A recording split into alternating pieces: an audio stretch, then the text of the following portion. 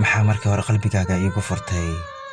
Aniga ma sheegi karo sababta aan weli kuu jeclahay, balse waxaan ogahay inuusan jirin qof kuu jecel sidaan aniga kuu jeclahay.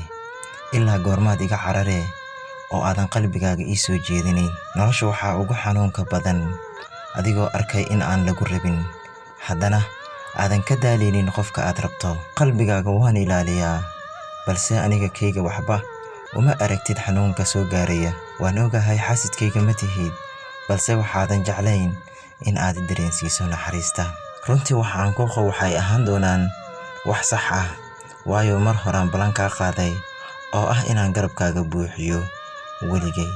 Si kastoo aan iskugu dayo in aan niyadeyda kaa saaro, awood uma lihi, waayo si dhab ah ayaan kuu jeclahay. Halka dhibka ee aan adduunka ku joogo ayaa ah jawaabta dhankaaga ka imaanaysa oo ah mid aan iska madadaaliso.